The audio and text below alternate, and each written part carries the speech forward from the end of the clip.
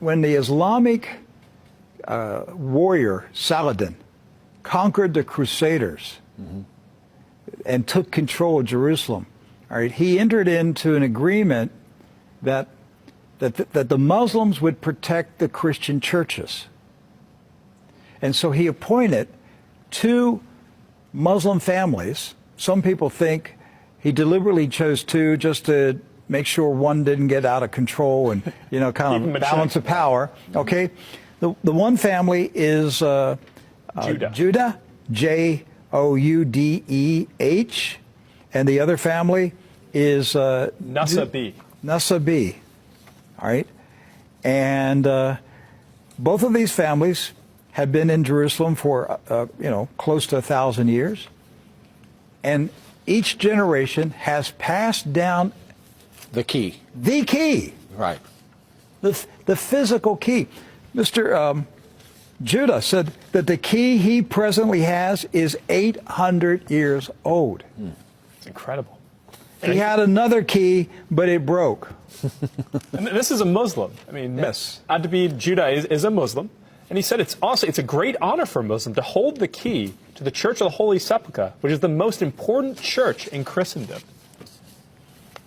That's not disrespect. We don't hear this in America. We don't hear, because what we have been told is Christian Americans, you know, you should hate Muslims, you should kill Muslims. Because they're going to tear down all the churches and you know, basically just ransack them and everything else. But here we have 2 families that for nearly 1,000 years have actually been watching over Christian churches. That's right. So who planted into our minds here in America that we should hate and kill Muslims? Who planted that thought in our head? Because it came into our society after 9/11. That's correct. So 9/11 was a calculated, planned operation, and it changed everything in our country. And so we were saturated with media propaganda, which who owns the media in this country? So we're saturated with this media propaganda.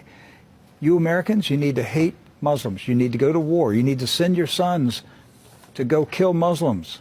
All right? And yet, when you go to the Middle East, you find out that the Muslims, like Christians, are taking care of Christian churches. Yes. Do not hold animosity against Christians or Americans, except in the case where Americans are pushing for war in their countries or trying to take their land. So they've lived together. They've lived together for centuries and centuries. Jews, Christians, and Muslims have lived together for centuries. They were buying and selling. They were trading. They were doing business together. They were building houses next door to each other for centuries. And it didn't change until the Zionists came. Now, see, wait a minute. I thought Zionists are Jews. Not all Jews are Zionists. And not all Zionists are Jews. Right.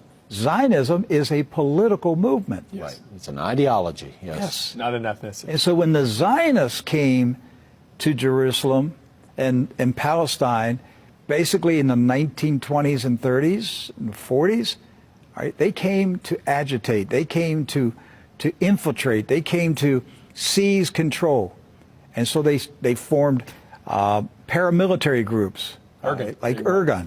And that's where Ariel Sharon and Menachem Begin, and these guys were young terrorists. And so there's where the hatred started to come in.